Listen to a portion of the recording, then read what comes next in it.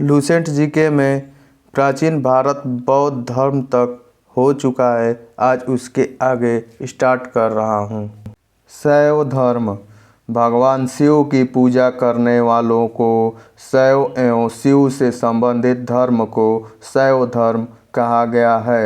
शिवलिंग उपासना का प्रारंभिक पुरातात्विक साक्ष्य हड़प्पा संस्कृति के अवशेषों से मिलता है। ऋग्वेद में शिव के लिए रुद्र नामक देवता का उल्लेख है। अथर्ववेद में शिव को भव, सर्व, पशुपति एवं भूपति कहा गया है। लिंग पूजा का पहला स्पष्ट वर्णन मत्स्य पुराण में मिलता है। महाभारत के अनुशासन पर्व से भी लिंग पूजा का वर्णन मिलता है। रुद्र के पत्नी के रूप में पार्वती का नाम तैत्तिरीय आरण्यक में मिलता है। शिव की पत्नी की सौम्य रूप है पद्मा, पार्वती, उमा, गौरी एवं भैरवी। वामन पुराण में शैव संप्रदाय की संख्या 4 बताई गई है। ये हैं: पहला पशुपत, दूसरा कापालिक, तीसरा कालामुख, चौथा लिंगायत। पाशुपत संप्रदाय शैवों का सर्वाधिक प्राचीन संप्रदाय है। इसके संस्थापक लकुलिश थे, जिन्हें भगवान शिव के 18 अवतारों में से एक माना जाता है। पशुपत संप्रदाय के अनुयायियों को पंचार्थिक कहा गया है। इस मत का प्रमुख सैद्धांतिक ग्रंथ पाशुपत सूत्र है। श्रीकर पंडित एक विख्यात पशुपत आचार्य थे। कापालिक संप्रदाय के इष्ट देव भैरव थे। इस संप्रदाय का प्रमुख केंद्र श्रीशैल नामक स्थान था। संप्रदाय संस्थापक आजीवक मखलीपुत्र गोसाल, घोर अक्रियावादी पूरण कश्यप, यदृच्छावाद आचार्य अजित, भौतिकवादी पंगुद कच्चायन, अनिश्चयवादी संजय वेठली पुत्र।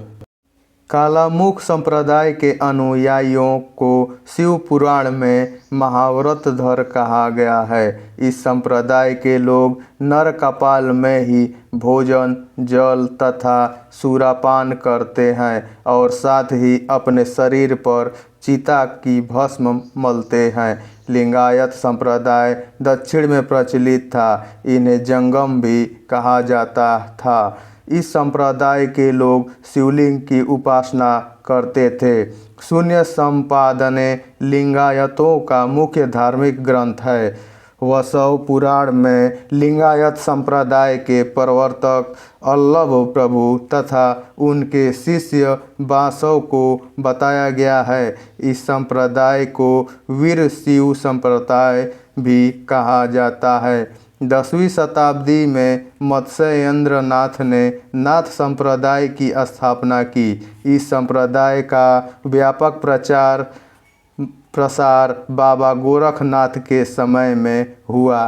दक्षिण भारत में शैव धर्म चालुक्य, राष्ट्रकूट, पल्लव एवं चोलों के समय लोकप्रिय रहा। पल्लव काल में शैव धर्म का प्रचार प्रसार नायनारों द्वारा किया गया। नायनार संतों की संख्या 63 बताई गई है, जिनमें अप्पार, तिरुज्ञान, संबंदर एवं सुंदर मूर्ति आदि के नाम उल्लेखनीय है। एलोरा के प्रसिद्ध कैलाश मंदिर का निर्माण राष्ट्रकूटों ने करवाया।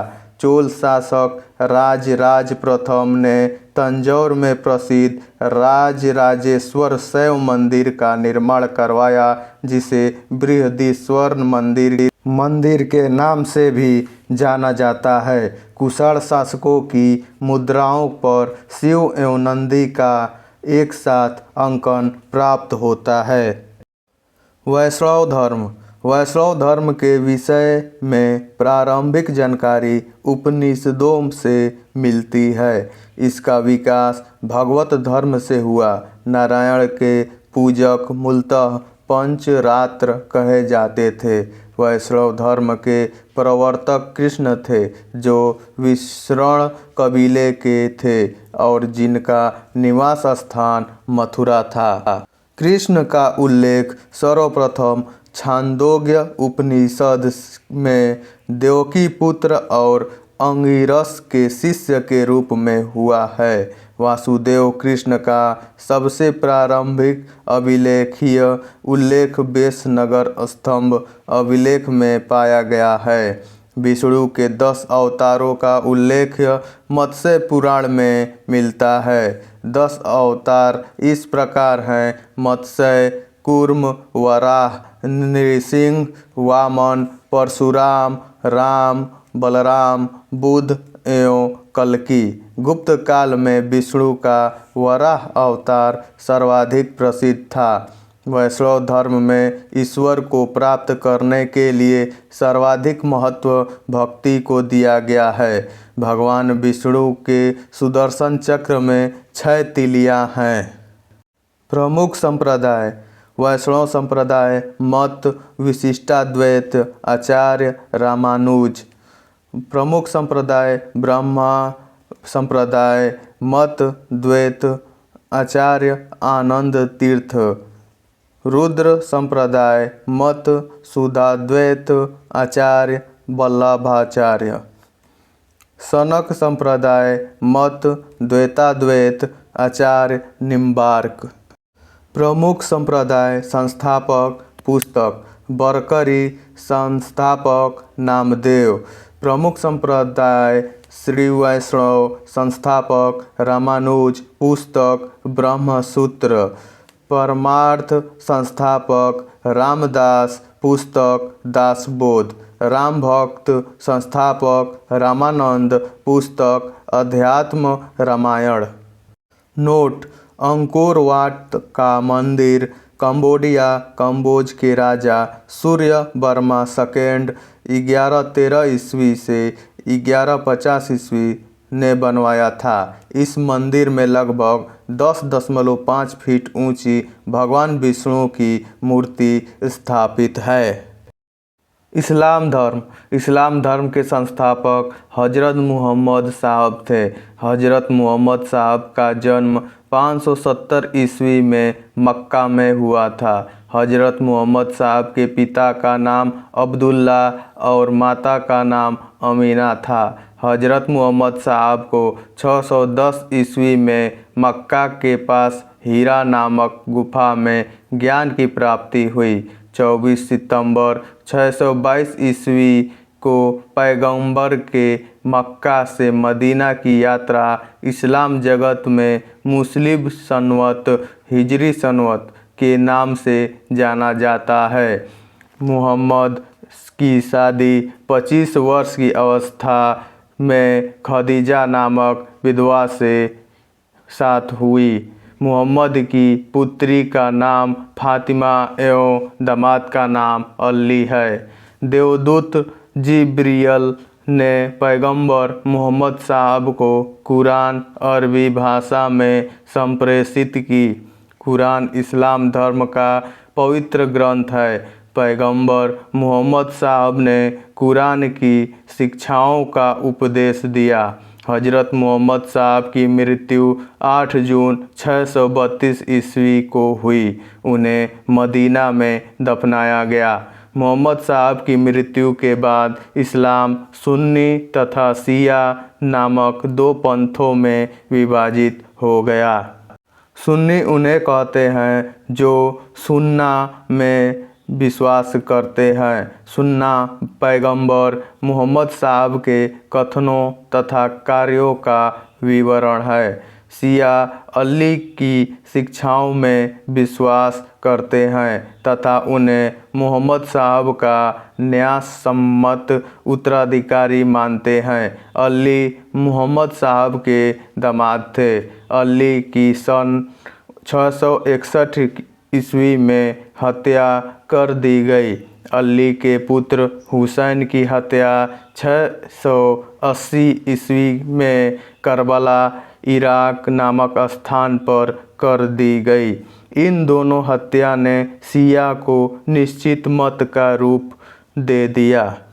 पैगंबर मुहम्मद साहब के उत्तराधिकारी खलीफा कहलाए। इस्लाम जगत में खलीफा पद 1924 ईस्वी तक रहा। 1924 ईस्वी में इसे तुर्की के शासक मुस्तफ़ा कमाल पाशा ने समाप्त कर दिया। इब्न इसाक ने सर्वप्रथम पैगंबर साहब का जीवन चरित्र लिखा। मुहम्मद साहब पैगंबर के जन्मदिन पर ईद ए मिलाद उन नबी पर्व मनाया जाता है। भारत में सर्वप्रथम इस्लाम का आगमन अरबों के जरिए हुआ। 712 ईस्वी में अरबों ने सिंध जीत लिया और सबसे पहले भारत के इसी भाग में इस्लाम एक महत्वपूर्ण धर्म बना। नोट: नमाज के दौरान मुसलमान मक्का की तरफ मुँह करके खड़े होते हैं। भारत में मक्का पश्चिम की ओर पड़ता है। मक्का की ओर की दिशा को किबला कहा जाता है। ईसाई धर्म: ईसाई धर्म के संस्थापक हैं ईसा मसीह। ईसाई धर्म का प्रमुख ग्रंथ है बाइबिल। ईसा मसीह का जन्म जेरूशलेम के निकट बैथलेहम नामक स्थान पर हुआ था। ईसा के जन्म दिवस को क्रिसमस के रूप में मनाया जाता है। ईसा मसीह के माता का नाम मैरी और पिता का नाम जोसेफ है। ईसा ने अपने जीवन के प्रथम 30 वर्ष तक बढ़ई के रूप में बैथलेहम के निकट नाजरेथ में बिताए। ईसा मसीह के प्रथम 2 शिष्य थे एंड्रूस एवं पीटर। ईसा मसीह को सूली पर रोमन गवर्नर पोंटियस ने चढ़ाया। ईसा मसीह को 33 ईस्वी में सूली पर चढ़ाया गया। ईसाई धर्म का सबसे पवित्र चिन्ह क्रास है। ईसाई त्रित्व में विश्वास रखते हैं। वे हैं ईश्वर पिता, ईश्वर पुत्र ईसा, ईश्वर पवित्र आत्मा। नोट: 12वीं शताब्दी से फ्रांस में आरंभिक भवनों की तुलना में अधिक ऊंचे व हल्के चर्चों के निर्माण प्रारंभ हुए। वास्तुकला की यह शैली गोथिक नाम से जानी जाती है। इस वास्तुकलात्मक शैली के सर्वोत्कृष्ट उदाहरणों में एक पेरिस का नॉट्रे-डेम चर्च है। पारसी धर्म: पारसी धर्म के पैगंबर ज़रथुष्ट्र ईरानी थे। इनके शिक्षाओं का संकलन ज़ेंदा अवेस्ता नामक ग्रंथ में है, जो पारसियों का धार्मिक ग्रंथ है। इनकी मूल शिक्षा का सूत्र है सद्विचार, सद्वचन तथा सद्कार्य। इसके अनुयायियों एक ईश्वर अहूर को मानते हैं। इस धर्म के अनुयायियों को अग्नि पूजक भी कहा जाता है। मगध राज्य का उत्कर्ष: मगध के सबसे प्राचीन वंश के संस्थापक बृहद्रथ था। इसकी राजधानी गिरिब्रज या राजगृह थी। जरासंध बृहद्रथ का पुत्र था। हर्यक वंश के संस्थापक बिंबिसार मगध की गद्दी पर 544 ईसा पूर्व बौद्ध ग्रंथों के अनुसार में बैठा था। वह बौद्ध धर्म का अनुयायी था। वह प्रथम भारतीय राजा था जिसने प्रशासनिक व्यवस्था पर बल दिया।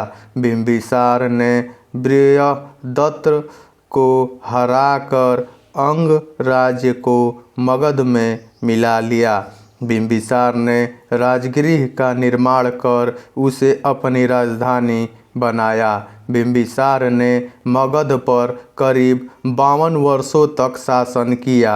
महात्मा बुद्ध की सेवा में बिंबिसार ने राजवैद्य जीवक को भेजा।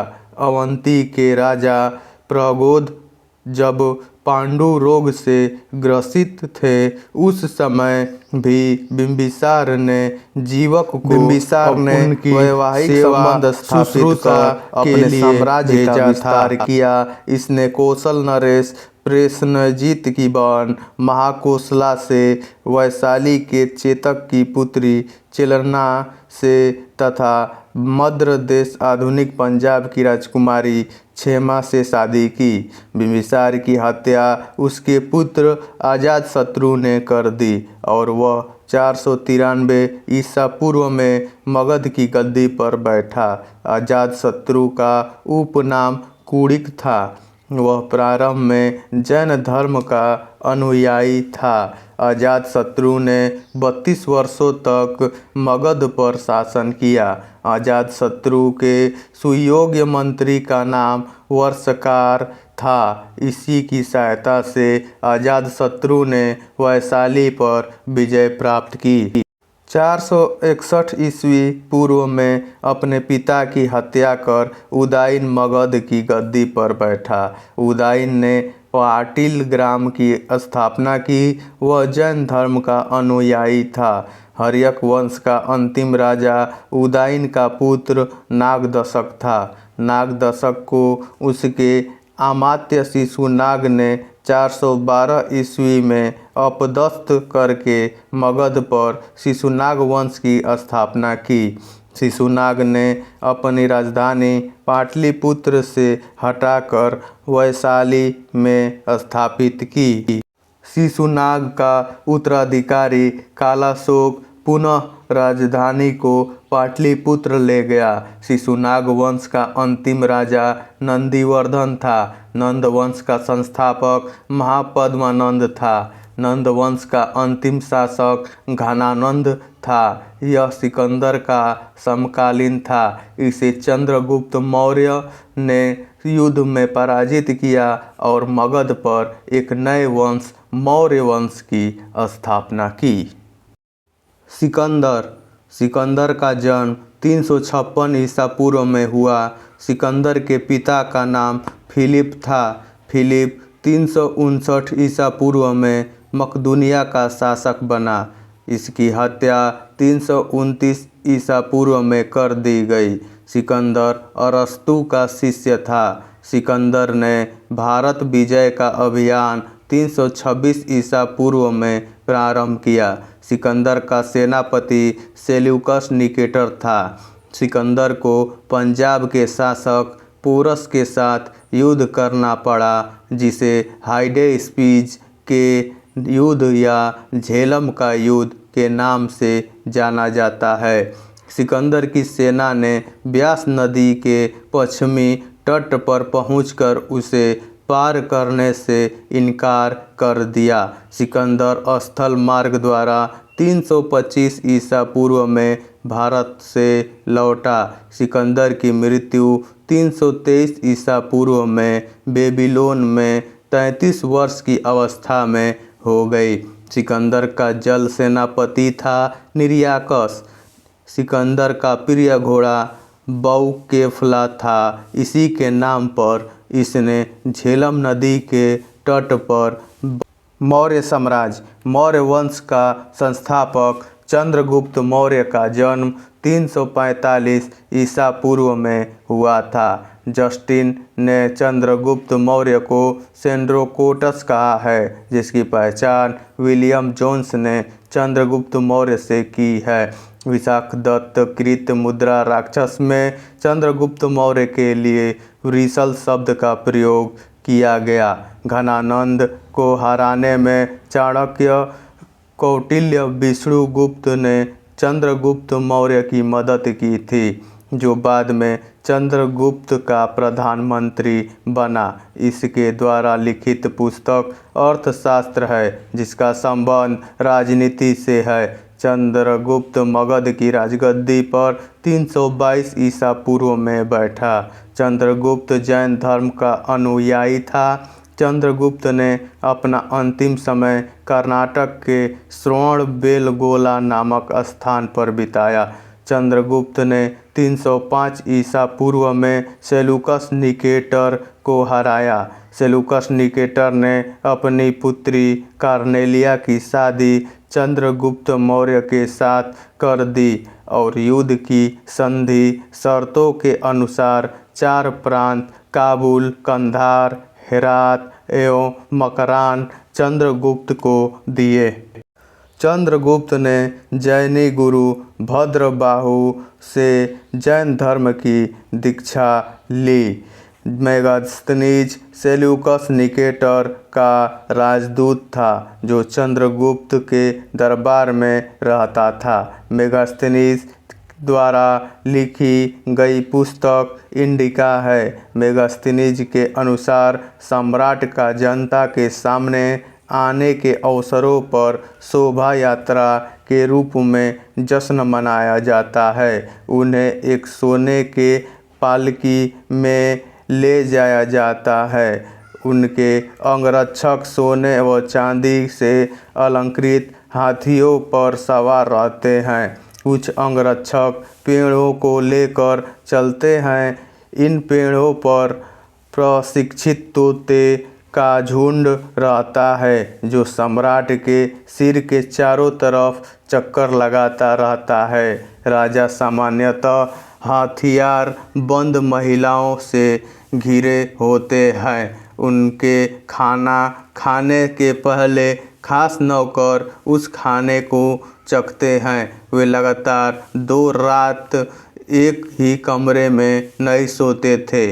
पाटलिपुत्र के बारे में पाटलिपुत्र एक विशाल प्राचीर से घिरा है जिसमें 570 बुर्ज और 64 द्वार हैं। 2 और 3 मंजिल वाले घर लकड़ी और कच्ची ईंटें से बने हैं। राजा का महल ही काठ का बना है जिसे पत्थर की नक्काशी से अलंकृत किया गया है। यह चारों तरफ से उद्यानों और चिड़ियों के लिए बने बसेरों से घिरा है। चंद्रगुप्त और सेल्यूकस के बीच हुए युद्ध का वर्णन एपियानस ने किया है। प्लूटार्क के अनुसार चंद्रगुप्त ने सेल्यूकस को 500 हाथी उपहार में दिए थे। चंद्रगुप्त मौर्य की मृत्यु 298 ईसा पूर्व में श्रवणबेलगोला में उपवास द्वारा हुई। बिंदुसार चंद्रगुप्त मौर्य का उत्तराधिकारी बिंदुसार हुआ जो 298 ईसा पूर्व में मगध की राजगद्दी पर बैठा। अमित्रघात के नाम से बिंदुसार जाना जाता है। अमित्रघात का अर्थ है शत्रु विनाशक। बिंदुसार आजीवक संप्रदाय का अनुयायी था। वायु पुराण में बिंदुसार को भद्रसार कहा गया है। स्ट्रेबो के अनुसार सीरियन नरेश एंटियोकस ने बिंदुसार के दरबार में डाइमेकस नामक राजदूत भेजा। इसे ही मेगास्थनीज का उत्तराधिकारी माना जाता है। जैन ग्रंथों में बिंदुसार को सिंहसेन कहा गया है। बिंदुसार के शासनकाल में तक्षशिला सिंधु एवं झेलम नदी के बीच में हुए 2 विद्रोहों का वर्णन है। इस विद्रोह को दबाने के लिए बिंदुसार ने पहले सुसीम को और बाद में अशोक को भेजा। एथिनियस के अनुसार बिंदुसार ने सीरिया के शासक एंटियोकस फर्स्ट से मदिरा, सूखे अंजीर एवं एक दार्शनिक भेजने की प्रार्थना की थी। बौद्ध विद्वान तारानाथ ने बिंदुसार को 16 राज्यों का विजेता बताया है। अशोक बिंदुसार का उत्तराधिकारी अशोक महान हुआ जो 269 ईसा पूर्व में मगध की राजगद्दी पर बैठा। राजगद्दी पर बैठने के समय अशोक अवंती का राज्यपाल था। मास्की एवं गुर्जरा अभिलेख में अशोक का नाम अशोक मिलता है। पुराणों में अशोक को अशोकवर्धन कहा गया है। अशोक ने अपने अभिषेक के 8वें वर्ष लगभग 261 ईसा पूर्व में कलिंग पर आक्रमण किया और कलिंग की राजधानी तोसली पर अधिकार कर लिया। प्लिनी का कथन है कि मिस्र का राजा फिलाडेल्फस टालमी सेकंड ने पाटलिपुत्र में डियानीसियस नाम का एक राजदूत भेजा था। उपगुप्त नामक बौद्ध भिक्षु ने अशोक को बौद्ध धर्म की दीक्षा दी। अशोक ने आजीविकों को रहने हेतु बराबर की पहाड़ियों में 4 गुफाओं का निर्माण करवाया, जिनका नाम कर्ज, चोपार, सुदामा तथा विश्व झोपड़ी था। अशोक के पौत्र दशरथ ने आजीविकों को नागार्जुन गुफा प्रदान की थी। अशोक के 7वें स्तंभ लेख में आजीविकों का उल्लेख किया गया है तथा महामात्रों को आजीविकों के हितों का ध्यान रखने के लिए कहा गया है। नोट: आजीवक संप्रदाय की स्थापना मखली गोसाल ने की थी। अशोक की माता का नाम सुभद्रांगी था। अशोक ने बौद्ध धर्म के प्रचार के लिए अपने पुत्र महेंद्र एवं पुत्री संघमित्रा को श्रीलंका भेजा। बौद्ध परंपरा और उनके लिपियों के अनुसार अशोक ने 84,000 स्तूपों का निर्माण किया था। भारत में शिलालेख का प्रचलन सर्वप्रथम अशोक ने किया। अशोक के शिलालेखों में ब्राह्मी, खरोष्टी, ग्रीक एवं अरमाइक लिपि का प्रयोग हुआ है। ग्रीक एवं अरमाइक लिपि का अभिलेख अफगानिस्तान से, खरोष्टी लिपि का अभिलेख उत्तर पश्चिम पाकिस्तान से और शेष भारत से ब्राह्मी लिपि के अभिलेख मिलते हैं। नोट: खरोष्टी लिपि दाईं से बाईं ओर लिखी जाती थी। अशोक के अभिलेखों को 3 भागों में बांटा जा सकता है। पहला शिलालेख, दूसरा स्तंभ लेख तथा तीसरा गुहा लेख। अशोक के शिलालेख की खोज 1750 ईस्वी में पाद्रेती फेनथैलर ने की थी। इनकी संख्या 14 है। अशोक के अभिलेख पढ़ने में सबसे पहली सफलता 1837 ईस्वी में जेम्स प्रिंसेप को हुई। अशोक के प्रमुख शिलालेख एवं उनमें वर्णित विषय। पहला शिलालेख, इसमें पशु बलि की निंदा की गई है। दूसरा शिलालेख, इसमें अशोक ने मनुष्य एवं पशु दोनों की चिकित्सा व्यवस्था का उल्लेख किया है। तीसरा शिलालेख, इसमें राजकीय अधिकारियों को यह आदेश दिया गया है कि वे हर 5वें वर्ष के उपरांत दौरे पर जाएं। इस शिलालेख में कुछ धार्मिक नियमों का भी उल्लेख किया गया है। चौथा शिलालेख, इस शिलालेख में भरो घोष की जगह धम्म घोष की घोषणा की गई है। पांचवा शिलालेख, इस शिलालेख में धर्म महामात्रों की नियुक्ति के विषय में जानकारी मिलती है। छठा शिलालेख, इसमें आत्मनियंत्रण की शिक्षा दी गई है। 7वां एवं 8वां शिलालेख, इनमें अशोक की तीर्थ यात्राओं का उल्लेख किया गया है। 9वां शिलालेख, इसमें सच्ची भेंट तथा सच्चे शिष्टाचार का उल्लेख किया गया है। 10वां शिलालेख, इसमें अशोक के आदेश दिया है कि राजा तथा उच्च अधिकारी हमेशा प्रजा के हित में सोचें। 11वां शिलालेख, इसमें धम्म की व्याख्या की गई है। 12वां शिलालेख, इसमें स्त्री महामात्रों की नियुक्ति एवं सभी प्रकार के विचारों के सम्मान की बात कही गई है। 13वां शिलालेख, इसमें कलिंग युद्ध का वर्णन एवं अशोक के हृदय परिवर्तन की बात कही गई है। इसी में पड़ोसी राजाओं का वर्णन है। 14वां शिलालेख, अशोक ने जनता को धार्मिक जीवन बिताने के लिए प्रेरित किया। अशोक स्तंभ लेखों की संख्या 7 है, जो केवल ब्राह्मी लिपि में लिखी गई है। यह 6 अलग अलग स्थानों से प्राप्त हुआ। पहला प्रयाग स्तंभ लेख। यह पहले कौशाम्बी में स्थित था। इस स्तंभ लेख को अकबर ने इलाहाबाद के किले में स्थापित कराया। दूसरा, दिल्ली टोपरा।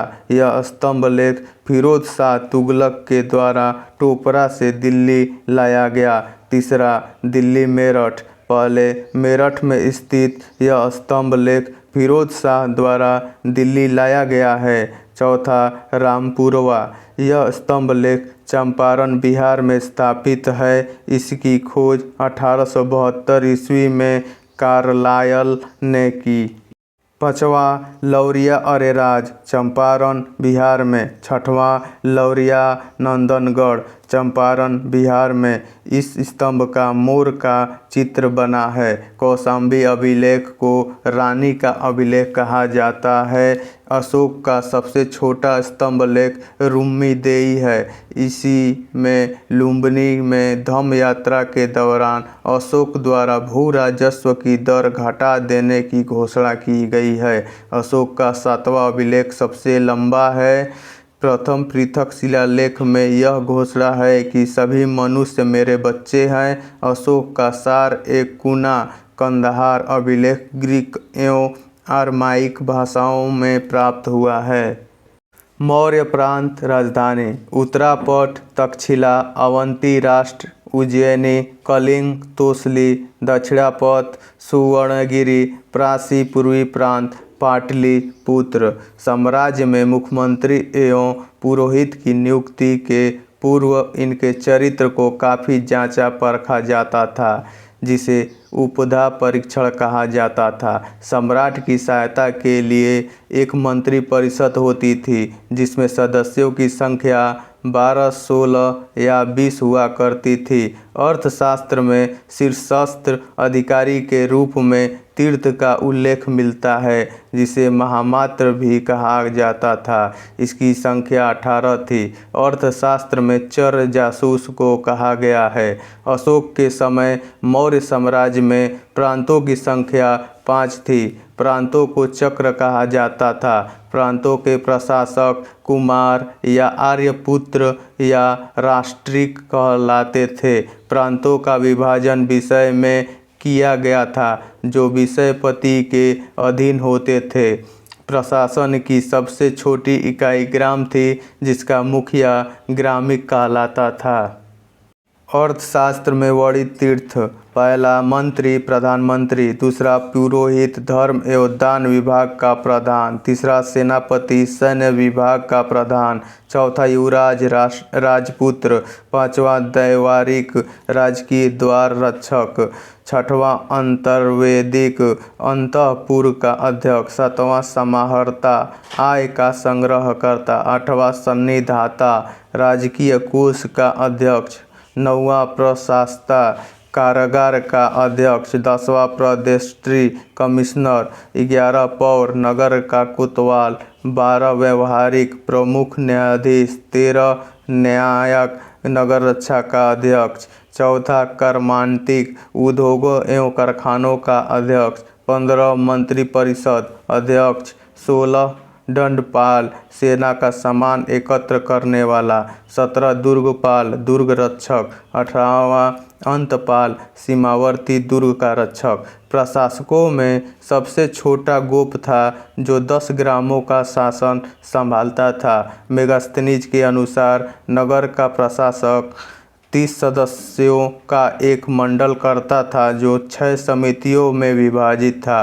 प्रत्येक समिति में 5 सदस्य होते थे। बिक्री कर के रूप में मूल्य का 10वां भाग वसूला जाता था। इसे बचाने वाले को मृत्युदंड दिया जाता था। मेगास्थनीज के अनुसार एग्रोनोमाई मार्ग निर्माण अधिकारी था। जस्टिन के अनुसार चंद्रगुप्त मौर्य की सेना में लगभग 50,000 अश्वरोही सैनिक, 9,000 हाथी एवं 8,000 रथ थे। जस्टिन नामक यूनानी लेखक के अनुसार चंद्रगुप्त ने अपनी 6 लाख की फौज से सारे भारत को रौंद दिया। यह बात सही भी हो सकती है और नहीं भी, लेकिन यह सही है कि चंद्रगुप्त ने पश्चिमोत्तर भारत को सेल्यूकस की गुलामी से मुक्त किया। युद्ध क्षेत्र में सेना का नेतृत्व करने वाला अधिकारी नायक कहलाता था। सैन्य विभाग का सबसे बड़ा अधिकारी सेनापति होता था।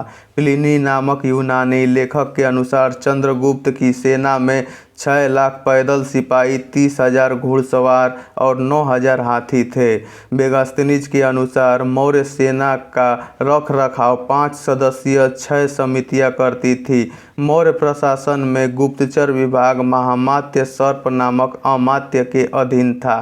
अर्थशास्त्र में गुप्तचर को गूढ़ पुरुष कहा गया है तथा एक ही स्थान पर रहकर कार्य करने वाले गुप्तचर को संस्थाक कहा जाता था। एक स्थान से दूसरे स्थान पर भ्रमण करने का कार्य करने वाले गुप्तचर को संचार कहा जाता था। अशोक के समय जनपदीय न्यायालय के न्यायाधीश को राजू कहा जाता था। सरकारी भूमि को सीता भूमि कहा जाता था।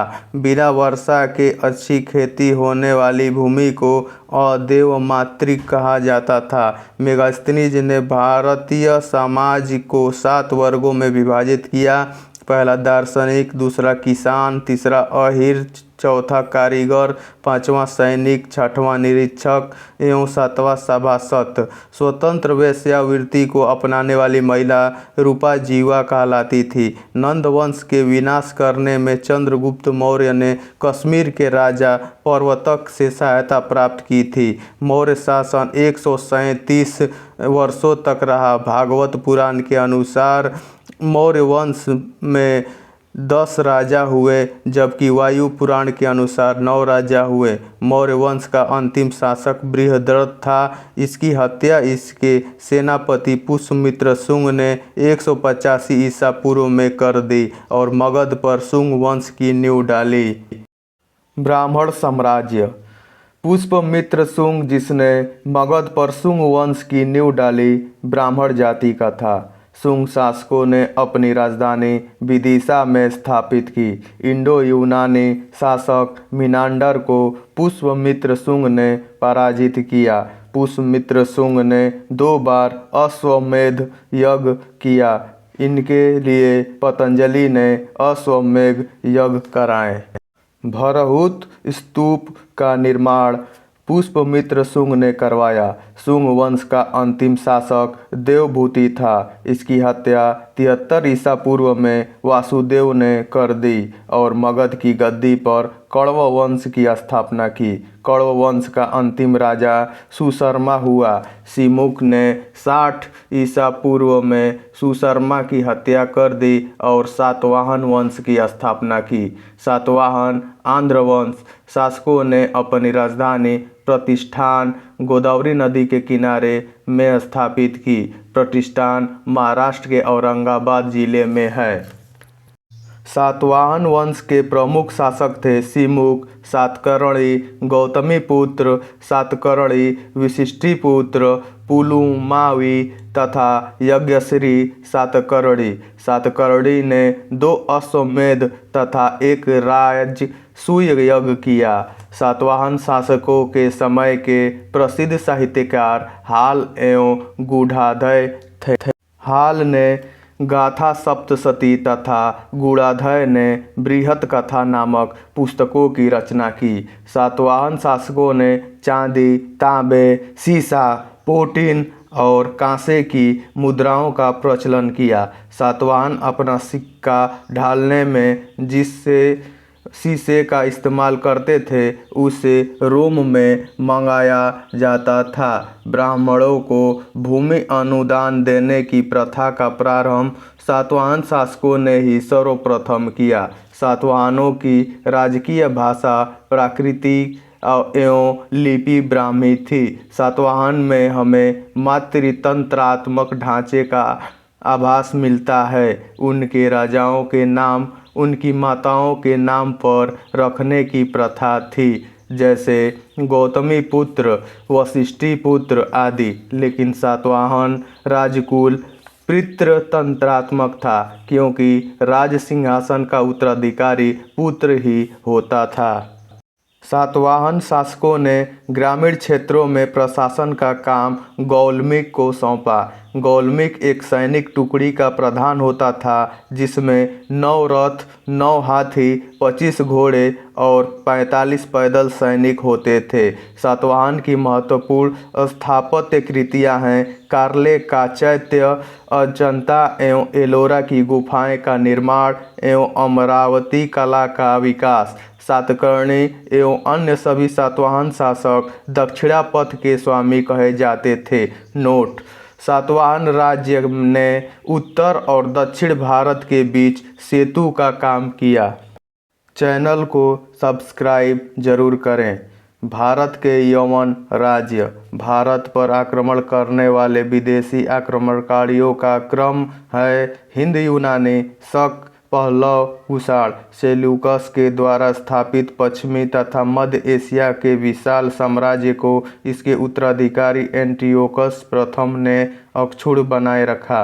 एंटियोकस सेकंड के शासनकाल में विद्रोह के फलस्वरूप उसके अनेक प्रांत स्वतंत्र हो गए। बैक्ट्रिया के विद्रोह का नेतृत्व डियोडोटस प्रथम ने किया था। बैक्ट्रिया पर डियोडोटस प्रथम के साथ इन राजाओं ने क्रमशः शासन किया। Diodotus second, Euthydemus, Demetrius, Menander, Eucratides, Antialcidas तथा हर्मिक्स। भारत पर सबसे पहले आक्रमण बैक्ट्रिया के शासक डेमेट्रियस ने किया। इसने 190 ईसा पूर्व में भारत पर आक्रमण कर अफगानिस्तान, पंजाब एवं सिंध के बहुत बड़े भाग पर अधिकार कर लिया। इसने साकल को अपनी राजधानी बनाई। इसे ही हिंद यूनानी या बैक्ट्रियाई यूनानी कहा गया। हिंद यूनानी शासकों में सबसे अधिक विख्यात मिनांडर 165 से 145 ईसा पूर्व हुआ। इसकी राजधानी साकल आधुनिक सियालकोट शिक्षा का प्रमुख केंद्र था। मिनांडर ने नागासेन, नागार्जुन से बौद्ध धर्म की दीक्षा ली। मिनांडर के प्रश्न एवं नागसेन द्वारा दिए गए उत्तर एवं एक पुस्तक के रूप में संग्रहित है जिसका नाम मिलिंद पनव अर्थात मिलिंद के प्रश्न या मिलिंद प्रश्न है। हिंद यूनानी भारत के पहले शासक हुए जिसके जारी किए सिक्कों के बारे में निश्चित रूप से कहा जा सकता है कि सिक्के किन किन राजाओं के हैं। भारत में सबसे पहले हिंद यूनानी ने ही सोने के सिक्के जारी किए। हिंद यूनानी शासकों ने भारत के पश्चिमोत्तर सीमा प्रांत में यूनान की प्राचीन कला चलाई जिसे हेलेनिस्टिक आर्ट कहते हैं। भारत में गांधार कला इसका उत्तम उदाहरण है। नोट: यूनानियों ने पर्दे का प्रचलन आरंभ कर भारतीय नाटक कला के विकास में योगदान किया। चूँकि पर्दा यूनानियों की देन था इसलिए वह यवनिका के नाम से प्रसिद्ध हुआ। शक: यूनानियों के बाद शक आए। शकों की 5 शाखाएं थीं और हर शाखा की राजधानी भारत और अफगानिस्तान में अलग अलग भागों में थी। पहली शाखा ने अफगानिस्तान, दूसरी शाखा ने पंजाब, राजधानी तक्षशिला, तीसरी शाखा ने मथुरा, चौथी शाखा ने पश्चिमी भारत एवं 5वीं शाखा ने ऊपरी दक्कन पर प्रभुत्व स्थापित किया। प्रथम शक राजा मोअ था। शक मूलतः मध्य एशिया के निवासी थे और चारागाह की खोज में भारत आए। 58 ईसा पूर्व में उज्जैन के एक स्थानीय राजा ने शकों को पराजित करके बाहर खदेड़ दिया और विक्रमादित्य की उपाधि धारण की। शकों पर विजय के उपलक्ष्य में 58 ईसा पूर्व से एक नया संवत विक्रम संवत के नाम से प्रारंभ हुआ। उसी समय से विक्रमादित्य एक लोकप्रिय उपाधि बन गई जिसकी संख्या भारतीय इतिहास में 14 तक पहुंच गई। गुप्त सम्राट चंद्रगुप्त द्वितीय सबसे अधिक विख्यात विक्रमादित्य था। शकों की अन्य शाखाओं की तुलना में पश्चिम भारत में प्रभुत्व स्थापित करने वाली शाखा ने सबसे लंबे अरसे तक शासन किया, लगभग 4 शताब्दी तक। गुजरात में चल रहे समुद्री व्यापार से यह शाखा काफ़ी लाभान्वित हुई और भारी संख्या में चांदी के सिक्के जारी किए। शकों का सबसे प्रतापी शासक रुद्रदामन प्रथम था, जिसका शासन 130 से 150 ईस्वी गुजरात के बड़े भाग पर था। इसने काठियावाड़ की अर्धशुष्क सुदर्शन झील मौर्यों द्वारा निर्मित जो जीर्णोद्धार किया। रुद्रदामन संस्कृत का बड़ा प्रेमी था। उसने ही सबसे पहले विशुद्ध संस्कृत भाषा में लंबा अभिलेख गिरनार अभिलेख जारी किया। इसके पहले के सभी अभिलेख प्राकृतिक भाषा में रचित थे। भारत में शक राजा अपने को क्षत्रप कहते थे। पार्थियाई या पहलव। पश्चिमोत्तर भारत में शकों के आधिपत्य के बाद पार्थियाई लोगों का आधिपत्य हुआ। सबसे प्रसिद्ध पार्थियाई राजा गोंडोफर्निस था। इसी के शासनकाल में सेंट टॉमस ईसाई धर्म का प्रचार करने के लिए भारत आया। नोट: पार्थियाई लोग का मूल स्थान ईरान था। चैनल को सब्सक्राइब जरूर करें। कुषाण। पहलव के बाद कुषाण आए, जो युची एवं तोखली भी कहलाते हैं। युची नामक एक कबीला 5 कुलों में बट गया था। उन्हीं में एक कुल के थे कुषाण। कुषाण वंश के संस्थापक कुजुल कड़फिसेस था। इस वंश का सबसे प्रतापी राजा कनिष्क था। इनकी राजधानी पुरुषपुर या पेशावर थी। कुषाणों की द्वितीय राजधानी मथुरा थी। कनिष्क ने 78 ईस्वी गद्दी पर बैठने के समय में एक संवत चलाया, जो शक संवत कहलाता है, जिसे भारत सरकार द्वारा प्रयोग में लाया जाता है। बौद्ध धर्म की चौथी बौद्ध संगति कनिष्क के शासनकाल में कुंडल वन, कश्मीर में प्रसिद्ध बौद्ध विद्वान वसुमित्र की अध्यक्षता में हुई। कनिष्क बौद्ध धर्म के महायान संप्रदाय का अनुयायी था। आरंभिक कुषाण शासकों ने भारी संख्या में स्वर्ण मुद्राएं जारी की, जिनकी शुद्धता गुप्त काल की स्वर्ण मुद्राओं से उत्कृष्ट है। कनिष्क का राजवैद्य आयुर्वेद का विख्यात विद्वान चरक था, जिसने चरक संहिता की रचना की। महाविभा सूत्र के रचनाकार वसुमित्र हैं। इसे ही बौद्ध धर्म का विश्वकोश कहा जाता है। कनिष्क के राज कवि अश्वघोष ने बौद्धों का रामायण बुद्धचरित की रचना की। वसुमित्र पार्श्व नागार्जुन, महाचेत और संघरक्ष की कनिष्क के दरबार की विभूति थे। भारत का आइंस्टाइन नागार्जुन को कहा जाता है। इनकी पुस्तक माध्यमिक सूत्र, इस पुस्तक में नागार्जुन ने सापेक्षता का सिद्धांत प्रस्तुत किया था। कनिष्क की मृत्यु 102 ईस्वी में हो गई। कुषाण वंश का अंतिम शासक वासुदेव था। नोट: कुषाण राजा देवपुत्र कहलाते थे। यह उपाधि कुषाणों ने चीनियों से ली। गांधार शैली एवं मथुरा शैली का विकास कनिष्क के शासनकाल में हुआ था। रेशम मार्ग का नियंत्रण रखने वाले शासकों में सबसे प्रसिद्ध कुषाण थे। कुषाण साम्राज्य में मार्गों पर सुरक्षा का प्रबंध था। नोट: रेशम बनाने की तकनीक का आविष्कार सबसे पहले चीन में हुआ था। गुप्त साम्राज्य। गुप्त साम्राज्य का उदय 3री शताब्दी के अंत में प्रयाग के निकट कौशाम्बी में हुआ। गुप्त वंश का संस्थापक श्रीगुप्त 240 से 280 ईस्वी था। श्रीगुप्त का उत्तराधिकारी घटोत्कच 280-320 ईस्वी हुआ। गुप्त वंश का प्रथम महान सम्राट चंद्रगुप्त प्रथम था। यह 320 ईस्वी में गद्दी पर बैठा। इसने लिच्छवी राजकुमारी कुमार देवी से विवाह किया। इसने महाराजाधिराज की उपाधि धारण की। गुप्त संवत 319 से 320 ईस्वी की शुरुआत चंद्रगुप्त प्रथम ने की।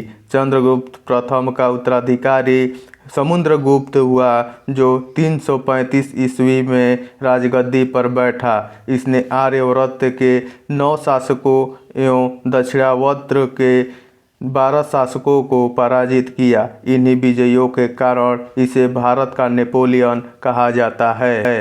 समुद्रगुप्त का दरबारी कवि हरिसेन था, जिसने इलाहाबाद प्रशस्ति लेख की रचना की। समुद्रगुप्त विष्णु का उपासक था। समुद्रगुप्त ने अश्वमेध कर्ता की उपाधि धारण की। समुद्रगुप्त संगीत प्रेमी था। ऐसा अनुमान उसके सिक्कों पर उसे वीणा वादन करते हुए दिखाया जाने से लगाया गया है। समुद्रगुप्त ने विक्रमांक की उपाधि धारण की थी। इसे कविराज भी कहा जाता था। समुद्रगुप्त का उत्तराधिकारी चंद्रगुप्त सेकंड हुआ, जो 380 ईस्वी में राजगद्दी पर बैठा। चंद्रगुप्त सेकंड के शासनकाल में चीनी बौद्ध यात्री फाहियान भारत आया। शकों पर विजय के उपलक्ष्य में चंद्रगुप्त सेकंड ने चांदी के सिक्के चलाए। चंद्रगुप्त सेकंड का उत्तराधिकारी कुमारगुप्त प्रथम या गोविंदगुप्त 415 ईस्वी से 454 ईस्वी हुआ। नालंदा विश्वविद्यालय की स्थापना कुमारगुप्त ने की थी। कुमारगुप्त प्रथम का उत्तराधिकारी स्कंदगुप्त 455 से 467 ईस्वी हुआ। स्कंदगुप्त ने गिरनार पर्वत पर स्थित सुदर्शन झील का पुनरुद्धार किया। स्कंदगुप्त के पर्णदत्त और सौराष्ट्र का गवर्नर नियुक्त किया। स्कंदगुप्त के शासनकाल में ही हुणों का आक्रमण शुरू हो गया। अंतिम गुप्त शासक विष्णुगुप्त था। गुप्त साम्राज्य की सबसे बड़ी प्रादेशिक इकाई देश थी, जिसके शासक को गोपना कहा जाता था। एक दूसरी प्रादेशिक इकाई भुक्ति थी, जिसके शासक उपरिक कहलाते थे। भुक्ति के नीचे विषय नामक प्रशासनिक इकाई होती थी, जिसके प्रमुख विषयपति कहलाते थे। पुलिस विभाग का मुख्य अधिकारी दंडपाशिक कहलाता था। पुलिस विभाग के साधारण कर्मचारियों को चाट एवं भाट कहा जाता था। प्रशासन की सबसे छोटी इकाई ग्राम थी। ग्राम का प्रशासन ग्राम सभा द्वारा संचालित होता था। ग्राम सभा का मुखिया ग्रामिक कहलाता था एवं अन्य सदस्य महतर कहलाते थे।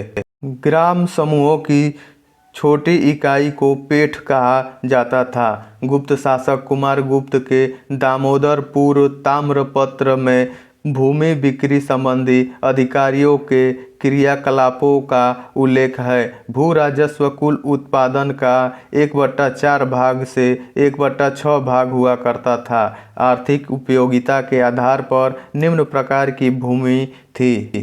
पहला क्षेत्र कृषि करने योग्य भूमि। दूसरा वास्तु वास करने योग्य भूमि।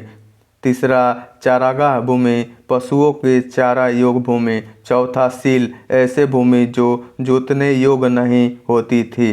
पांचवा अपरहत ऐसी भूमि जो जंगली होती थी। गुप्तकालीन प्रसिद्ध मंदिर और स्थान। विष्णु मंदिर तिगवा जबलपुर मध्य प्रदेश।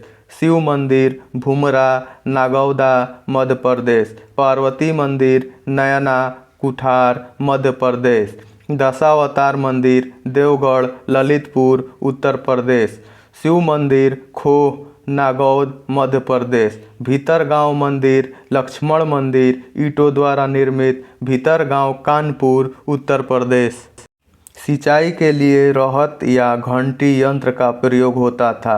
श्रेणी के प्रधान को ज्येष्ठक कहा जाता था। गुप्त काल में उज्जैन सर्वाधिक महत्वपूर्ण व्यापारिक केंद्र था।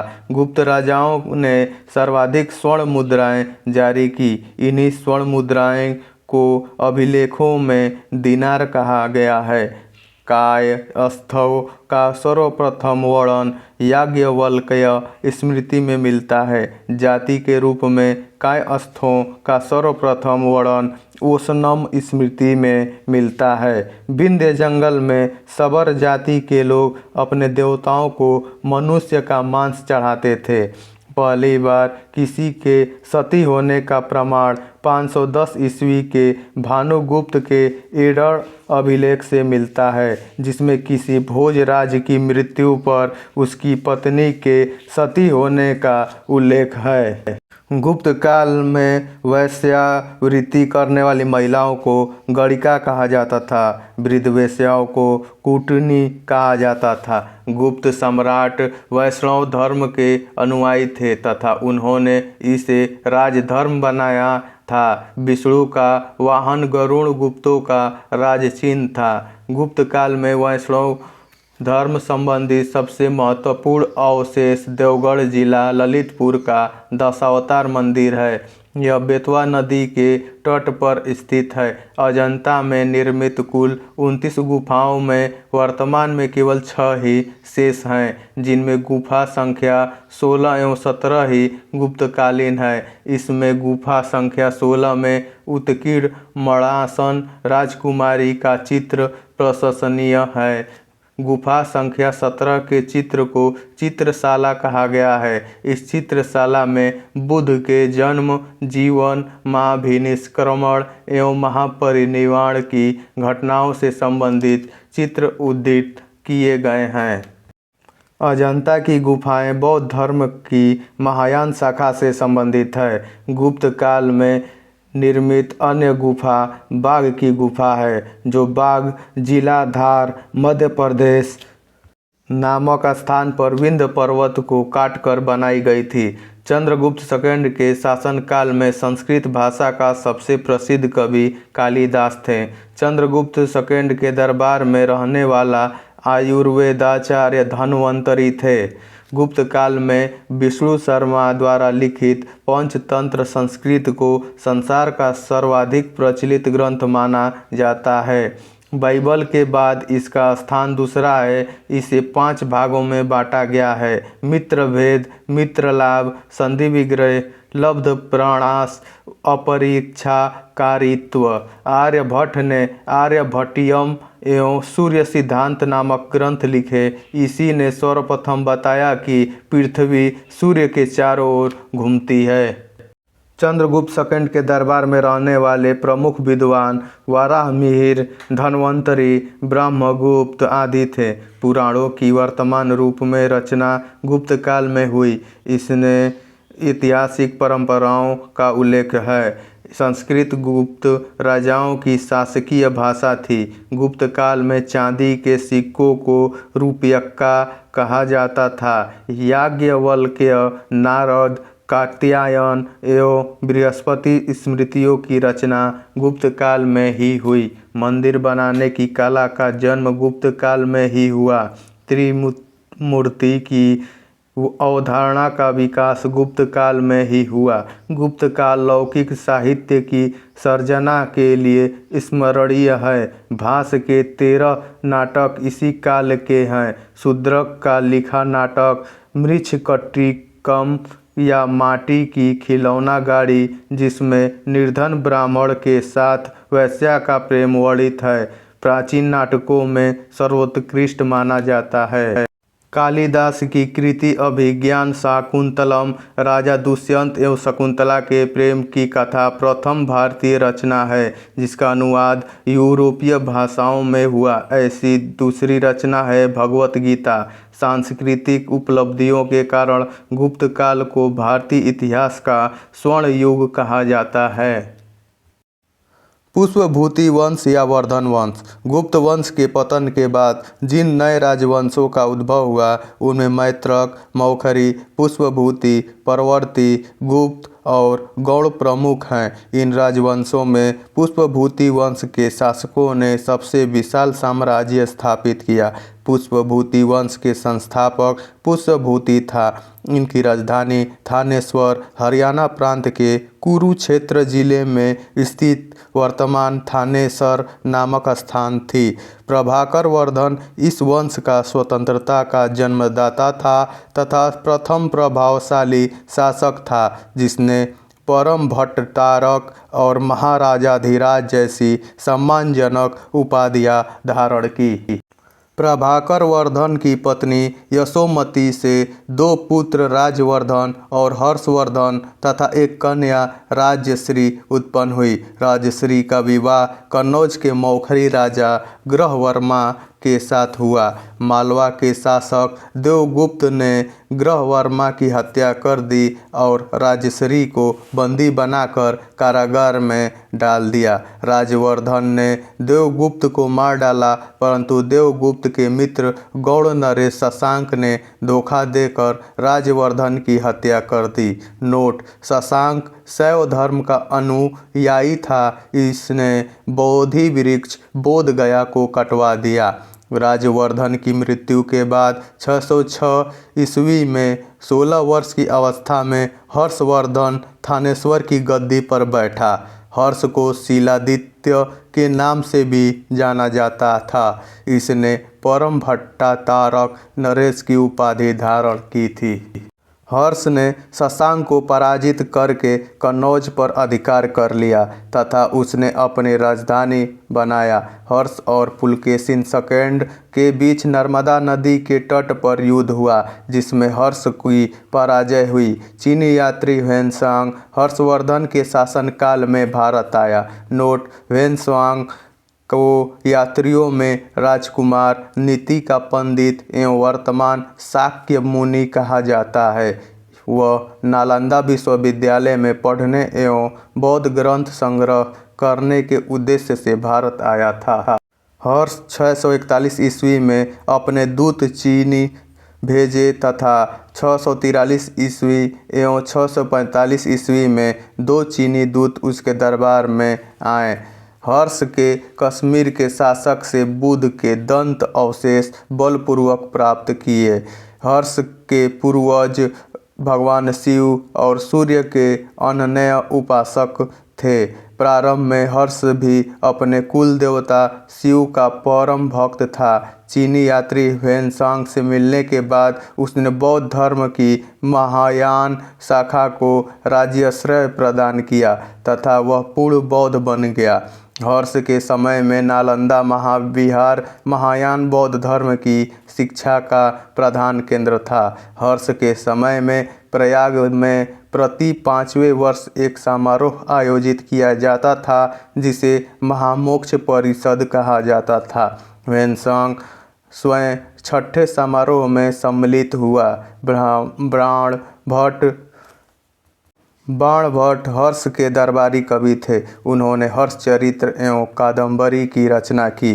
प्रियदर्शिका, रत्नावली तथा नागानंद नामक 3 संस्कृत नाटक ग्रंथों की रचना हर्ष ने की थी। कहा जाता है कि धावक नामक कवि ने हर्ष से पुरस्कार लेकर उसके नाम से ये तीनों नाटक लिख दिए।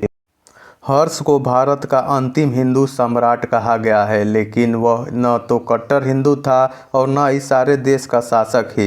हर्ष के अधीनस्थ शासक महाराज अथवा महासामंत कहे जाते थे। हर्ष के मंत्रिपरिषद के मंत्री को सचिव या अमात्य कहा जाता था। प्रशासन की सुविधा के लिए हर्ष का साम्राज्य कई प्रांतों में विभाजित था। प्रांत को भुक्ति कहा जाता था। प्रत्येक भुक्ति का शासक राज्यस्थनीय, उपरीक अथवा राष्ट्रीय कहलाता था। नोट: हर्षचरित्र में प्रांतीय शासक के लिए लोकपाल शब्द आया है। भुक्ति का विभाजन जिलों में हुआ था। जिले की संज्ञा थी विषय, जिसका प्रधान विषयपति होता था। विषय के अंतर्गत कई पाठक आधुनिक तहसील होते थे। ग्राम शासन की सबसे छोटी इकाई थी। ग्राम शासन का प्रधान ग्राम क्षपटलिक कहलाता था। पुलिस कर्मियों की चाट या भाट कहा गया है। दंडपाशिक तथा डांडिक पुलिस विभाग के अधिकारी होते थे। हर्षचरित्र के अनुसार हर्ष की मंत्रिपरिषद भंडी प्रधान सचिव, सिंहनाथ प्रधान सेनापति, कुंतल अश्वसेना का प्रधान, स्कंदगुप्त गज सेना का प्रमुख। अश्वसेना के अधिकारियों को बृहदेश्वर, पैदल सेना के अधिकारियों को बलाधिकृत का महाबलीधिकृत कहा जाता था। हर्षचरित्र में सिंचाई के माध्यम के रूप में तुला यंत्र, जल पंप का उल्लेख मिलता है। हर्ष के समय मथुरा सूती वस्त्रों के निर्माण के लिए प्रसिद्ध था। दक्षिण भारत के प्रमुख राजवंश। पल्लव वंश का संस्थापक सिंह विष्णु 575 से 600 ईस्वी था। इसकी राजधानी कांची, तमिलनाडु में कांचीपुरम थी। वह वैष्णव धर्म का अनुयायी था। किरातार्जुनीयम के लेखक भारवी सिंह विष्णु के दरबार में रहते थे। पल्लव वंश के प्रमुख शासक हुए क्रमशः महेंद्र वर्मन प्रथम 600 से 630 ईस्वी, नरसिंह वर्मन प्रथम 630 से 668 ईस्वी, महेंद्र वर्मन द्वितीय 668 से 670 ईस्वी, परमेश्वर वर्मन प्रथम 670 से 680 ईस्वी, नरसिंह वर्मन सेकेंड 704 से 728 ईस्वी, नंदी वर्मन सेकेंड 731 से 795 ईस्वी। पल्लव वंश का अंतिम शासक अपराजित वर्मन 879 से 897 ईस्वी हुआ। मत विलास प्रहसन की रचना महेंद्र वर्मन ने की थी। महेंद्र वर्मन शुरू में जैन मतावलंबी था, परंतु बाद में वे तमिल संत अपर के प्रभाव में आकर शैव बन गया। महाबलीपुरम के एकाशम मंदिर, जिन्हें रथ कहा गया है, का निर्माण पल्लव राजा नरसिंह वर्मन प्रथम के द्वारा करवाया गया था। रथ मंदिरों की संख्या 7 है। रथ मंदिरों में सबसे छोटा द्रौपदी रथ है, जिसमें किसी प्रकार का अलंकरण नहीं मिलता है। वातपीकोंड की उपाधि नरसिंह वर्मन प्रथम ने धारण की थी।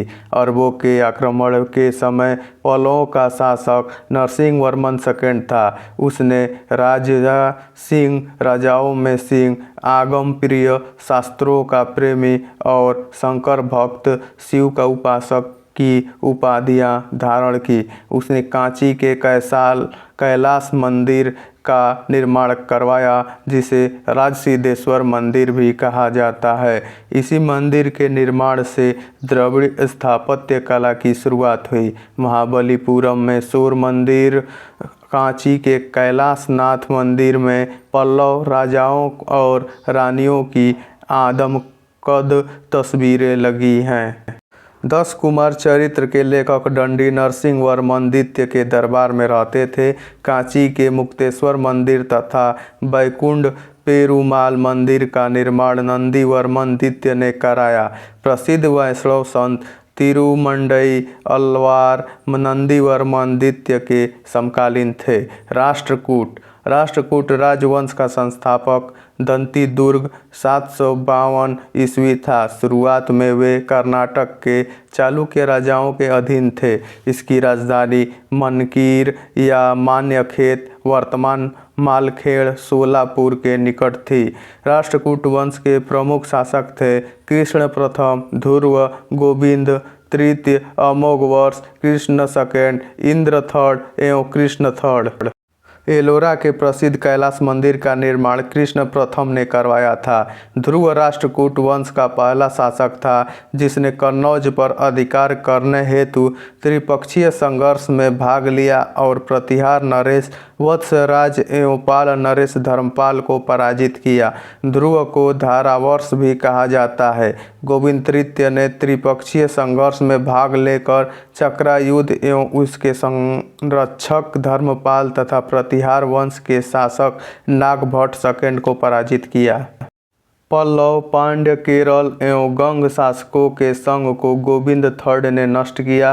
अमोघ वर्ष जैन धर्म का अनुयायी था। इसने कन्नड़ में कवि राजमार्ग की रचना की। आदि पुराण के रचनाकार जिनसेन, गणितासार संग्रह के लेखक महावीराजाचार्य एवं अमोघ वृत्ति के लेखक सक्तायना अमोघ वर्ष के दरबार में रहते थे। अमोघ वर्ष ने तुंगभद्रा नदी में जल समाधि लेकर अपने जीवन का अंत किया। इंद्र थर्ड के शासनकाल में अरब निवासी अलम सूदी भारत आया।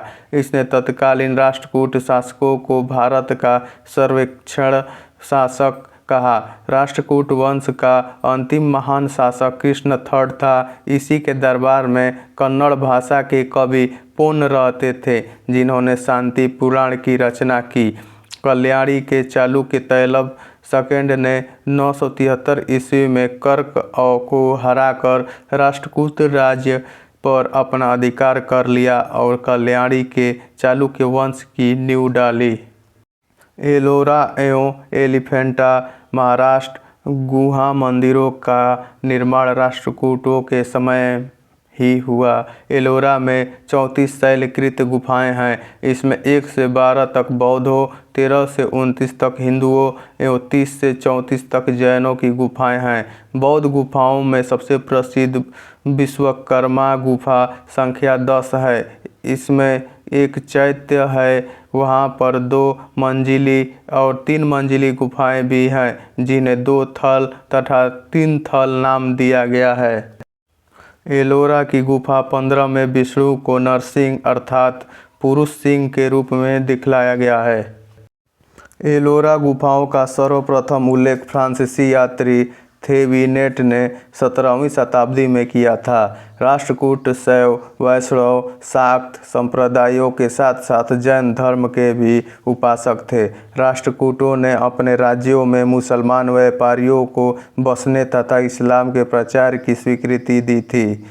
चालुक्य वंश कल्याणी के चालुक्य वंश की स्थापना तैलब सेकंड ने की थी। राजधानी मान्यखेट। चालुक्य वंश कल्याणी के प्रमुख शासक हुए तैलब प्रथम, तैलब द्वितीय, Vikramaditya, Jayasimha, Someshwar second, Vikramaditya sixth, Someshwar third एवं तैलब थर्ड। सोमेश्वर प्रथम ने मान्यखेट से राजधानी हटाकर कल्याणी कर्नाटक को बनाया।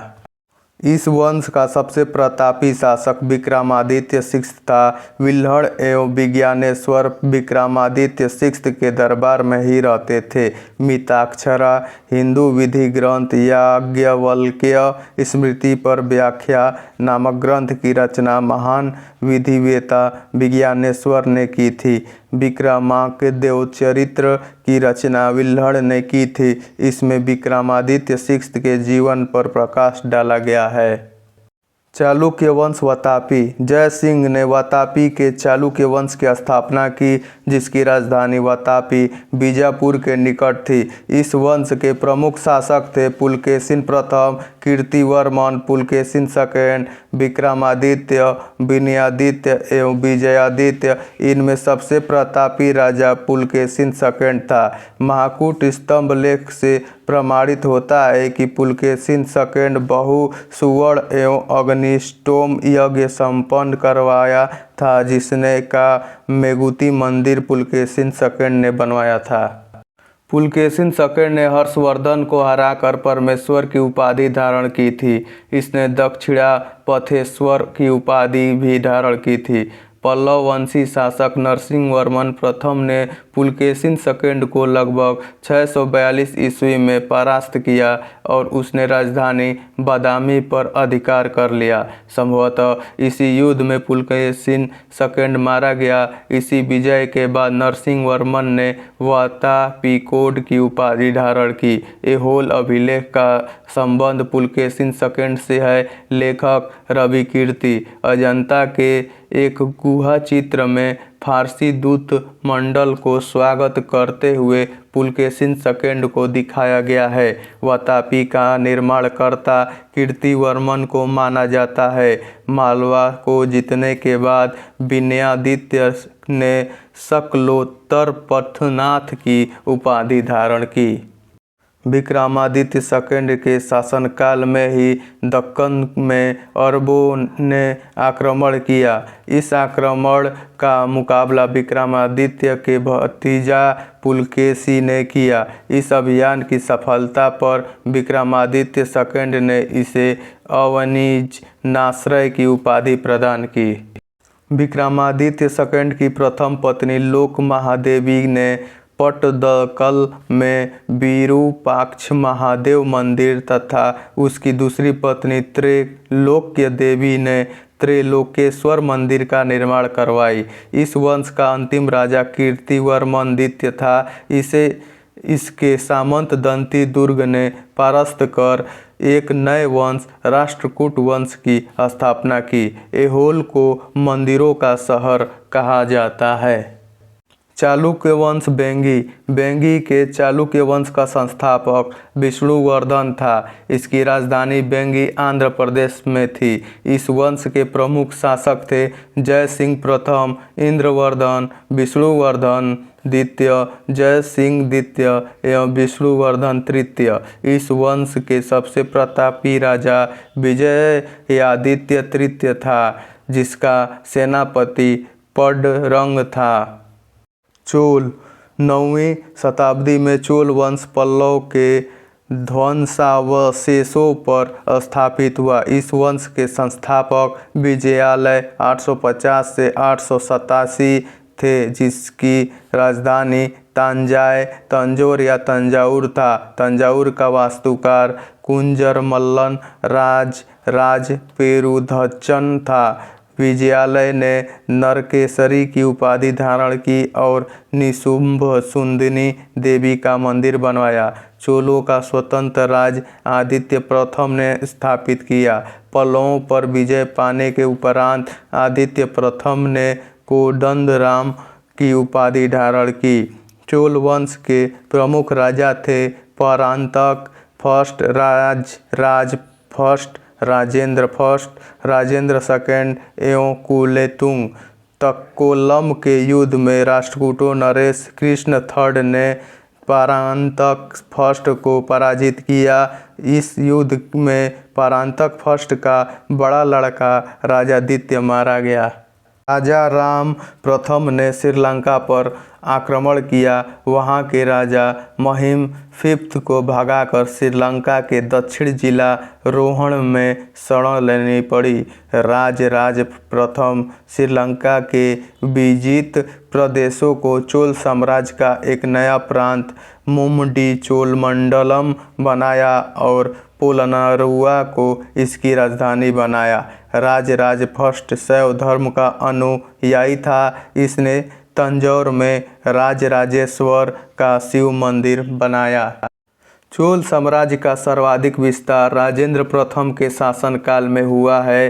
बंगाल के पाल शासक महिपाल को पराजित करने के बाद राजेंद्र प्रथम ने गंगैकोंड चोल की उपाधि धारण की और नवीन राजधानी गंगैकोंड चोलपुरम के निकट चोलगंगम नामक विशाल तालाब का निर्माण करवाया।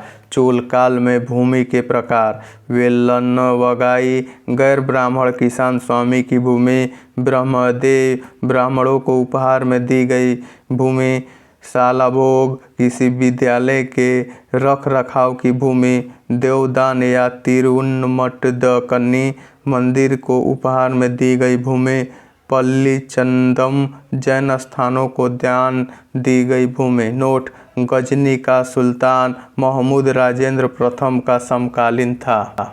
राजेंद्र सेकंड ने प्रकेसरी की एवं वीर राजेंद्र ने राजकेसरी की उपाधि धारण की।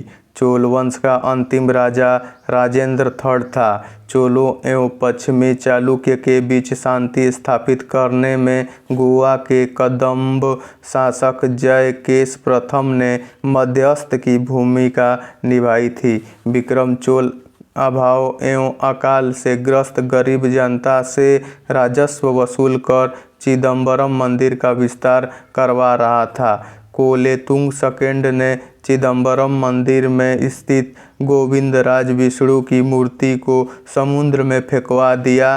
कालांतर में वैष्णव आचार्य रामानुजाचार्य ने उक्त मूर्ति का पुनरुद्धार किया और उसे तिरुपति के मंदिर में प्राण प्रतिष्ठित किया।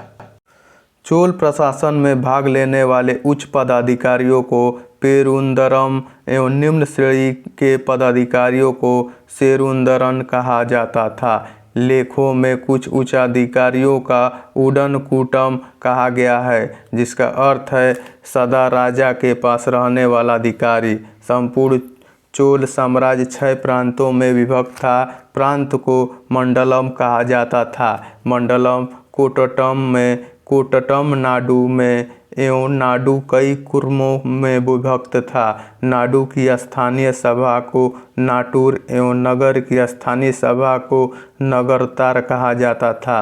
बेल्लाल जाति के धनी किसानों को केंद्रीय सरकार को देखरेख में नाडु के कामकाज में अच्छा खासा नियंत्रण हासिल था। उनमें से कई धनी भूस्वामियों को चोल राजाओं के सम्मान के रूप में मुवेदवेलन, 3 राजाओं को अपनी सेवाओं प्रदान करने वाला वेलन या किसान और ईयार प्रधान जैसी उपाधियां दी। उन्हें केंद्र में महत्वपूर्ण राजकीय पद सौंपा। स्थानीय स्वशासन चोल प्रशासन की मुख्य विशेषता थी। उर सर्वसाधारण लोगों की समिति थी जिसका कार्य होता था सार्वजनिक कल्याण के लिए तालाबों एवं बगीचों के निर्माण हेतु गांव की भूमि का अधिग्रहण करना। सभा या महासभा यह मूलतः अग्रहारों और ब्राह्मण बस्तियों की सभा थी जिसके सदस्यों को पेरुमक्कल कहा जाता था। यह सभा वरियम नाम की समितियों के द्वारा अपने कार्य को संचालित करती थी।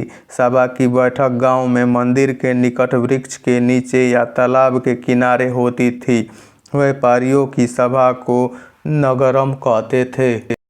चोल काल में भूमि कर उपज का 1/3 भाग हुआ करता था। गांव में कार्य समिति की सदस्य के लिए जो वेतनभोगी कर्मचारी रखे जाते थे उन्हें मध्यस्थ कहते थे। ब्राह्मणों को दी गई कर मुक्ति भूमि को चतुर्वेदी मंगलम एवं दान दी गई भूमि ब्रह्मदेव कहलाती थी। चोल सेना का सबसे संगठित अंग था पदाति सेना। चोल काल में कलंजू सोने के सिक्के थे। तमिल कवियों में जयनगोंदर प्रसिद्ध कवि था जो कुलोतुंग प्रथम का राजकवि था। उसकी रचना है कलिंगतुपड़ी। कंबन अट्टक्कुट्टनन और पुगलेंदी को तमिल साहित्य का त्रिरत्न कहा जाता है। पंप पोन एवं रन कन्नड़ साहित्य के त्रिरत्न माने जाते हैं। पर्सी ब्राउन ने तंजौर के बृहदेश्वर मंदिर के विमान को भारतीय वास्तुकला का निकष माना है। चोलकालीन नटराज प्रतिमा को चोल कला का सांस्कृतिक सार या निचोड़ कहा जाता है। चोल कांस्य प्रतिमाएं संसार की सबसे उत्कृष्ट कांस्य प्रतिमाओं में गिनी जाती है। शैव संत ईशान शिव पंडित राजेंद्र फर्स्ट के गुरु थे। चोल काल 10वीं शताब्दी का सबसे महत्वपूर्ण बंदरगाह कावेरीपट्टनम था। बहुत बड़ा गांव जो एक इकाई के रूप में शासित किया जाता था तनियर कहलाता था। उत्तर मेरूर शिलालेख जो सभा संस्था का विस्तृत वर्णन उपस्थित करता है परांतक प्रथम के शासनकाल से संबंधित है। चोलों की राजधानी कालक्रम के अनुसार थी उरैयूर, तंजौर, गंगईकोंड, चोलपुरम एवं कांची। चोल काल में सड़कों की देखभाल बागान समिति करती थी। चोल काल में आम वस्तुओं के आदान प्रदान का आधार धान था। चोल काल के विशाल व्यापारी समूह निम्न थे: वलंजियार, नानादैसी एवं मणिग्रामम। विष्णु के उपासक अलवार एवं शिव के उपासक नयनार संत कहलाते थे। यादव वंश। देवगिरी के यादव वंश की स्थापना भिल्लम पंचम ने की। इसकी राजधानी देवगिरी थी। इस वंश का सबसे प्रतापी राजा सिंहड़ 1210 से 1246 ईस्वी था। इस वंश का अंतिम स्वतंत्र शासक रामचंद्र था जिसने अलाउद्दीन के सेनापति मलिक काफूर के सामने आत्मसमर्पण किया। होयसल वंश। द्वार समुद्र के होयसल वंश की स्थापना विष्णुवर्धन ने की थी। होयसल वंश यादव वंश की एक शाखा थी। बेलूर में चेन्ना केशव मंदिर का निर्माण विष्णुवर्धन ने 1117 ईस्वी में किया था। होयसल वंश का अंतिम शासक वीरबल्लाल तृतीय था जिसे मलिक काफूर ने हराया था। होयसल वंश की राजधानी द्वार समुद्र आधुनिक हेलेविड था। कदंब वंश। कदंब वंश की स्थापना मयूर शर्मन ने की थी। कदंब वंश की राजधानी वनवासी था। चैनल को सब्सक्राइब जरूर करें। गंग वंश। गंग वंश संस्थापक वज्रहस्त पंचम था। अभिलेखों के अनुसार गंग वंश के प्रथम शासक कोंकणी वर्मा था। गंगों की प्रारंभिक राजधानी कुंवललाल कोलर थी, जो बाद में तलकाड हो गई। दत्तक सूत्र पर टीका लिखने वाला गंग शासक माधव प्रथम था। काकतीय वंश। काकतीय वंश का संस्थापक बीटा प्रथम था, जिसने नलगोंडा हैदराबाद में एक छोटे से राज्य का गठन किया, जिसकी राजधानी अम्मकोंड थी। इस वंश का सबसे शक्तिशाली शासक गणपति था। रुद्रमा देवी गणपति की बेटी थी, जिसने रुद्रदेव महाराज का नाम ग्रहण किया, जिसने 35 वर्ष तक शासन किया। गणपति ने अपनी राजधानी वारंगल में स्थानांतरित कर ली थी। इस राजवंश का अंतिम शासक प्रताप रुद्र 1295 से 1323 ईस्वी था। सीमावर्ती राजवंशों का अभ्युदय। पाल वंश। पाल वंश का संस्थापक गोपाल 750 ईस्वी था। इस वंश की राजधानी मुंगेर थी। गोपाल बौद्ध धर्म का अनुयायी था। इसने औदंतपुरी विश्वविद्यालय की स्थापना की थी। पाल वंश के प्रमुख शासक थे धर्मपाल, देवपाल, नारायणपाल, महिपाल, नयपाल आदि। पाल वंश का सबसे महान शासक धर्मपाल था, जिसने विक्रमशिला विश्वविद्यालय की स्थापना की थी। कन्नौज के लिए त्रिपक्षीय संघर्ष पाल वंश, गुर्जर प्रतिहार वंश एवं राष्ट्रकूट वंश के बीच हुआ। इसमें पाल वंश की ओर से सर्वप्रथम धर्मपाल शामिल हुआ था। 11वीं सदी के गुजराती कवि सोडथल ने धर्मपाल को उत्तरापत स्वामी की उपाधि से संबोधित किया है। सोमपुर महाविहार का निर्माण धर्मपाल ने करवाया था। औदंतपुरी ने प्रसिद्ध बौद्ध धर्म का निर्माण देवपाल ने करवाया था। जावा के शैलेंद्रवंशी शासक बालपुत्र देव ने अनुरोध पर देवपाल ने उसे नालंदा में एक बौद्ध विहार बनवाने के लिए 5 गांव दान में दिए थे। गौड़ी रीति नामक साहित्य विद्या का विकास पाल शासकों के समय में हुआ।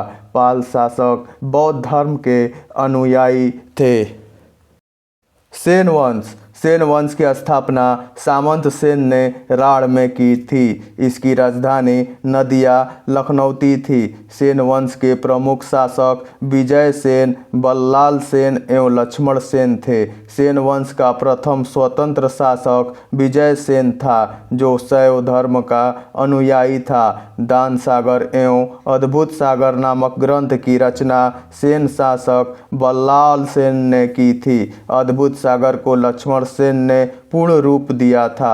लक्ष्मण सेन की राज्यसभा में गीत गोविंद के लेखक जयदेव, पवनदूत के लेखक धोई एवं ब्राह्मण सरस्व के लेखक हलायुध रहते थे। हलायुध लक्ष्मण सेन का प्रधान न्यायाधीश एवं मुख्यमंत्री था। विजय सेन ने देवपाड़ा में प्रघुन्मेश्वर मंदिर, शिव की विशाल मंदिर की स्थापना की। सेन राजवंश प्रथम राजवंश था जिसने अपना अभिलेख सर्वप्रथम हिंदी में उत्कीर्ण करवाया। लक्ष्मण सेन बंगाल का अंतिम हिंदू शासक था। कश्मीर के राजवंश। कश्मीर पर शासन करने वाले शासक वंश कालक्रम से इस प्रकार थे: कारकोट वंश, उत्पल वंश, लोहार वंश। 627 ईस्वी में दुर्लभवर्धन नामक व्यक्ति ने कश्मीर में कारकोट वंश हिंदू वंश की स्थापना की थी। ह्वेनसांग ने उसके शासनकाल में कश्मीर की यात्रा की। कारकोट वंश का सबसे शक्तिशाली राजा ललितादित्य मुक्तापीड़ था। कश्मीर का मार्तंड मंदिर का निर्माण ललितादित्य मुक्तापीड़ के द्वारा करवाया गया था। कारकोट वंश के बाद कश्मीर पर उत्पल वंश का शासन हुआ। इस वंश का संस्थापक अवंती वर्मन था। अवंतीपुर नामक नगर की स्थापना अवंती वर्मन ने की थी। अवंती वर्मन के अभियंता सुई ने सिंचाई के लिए नहरों का निर्माण करवाया।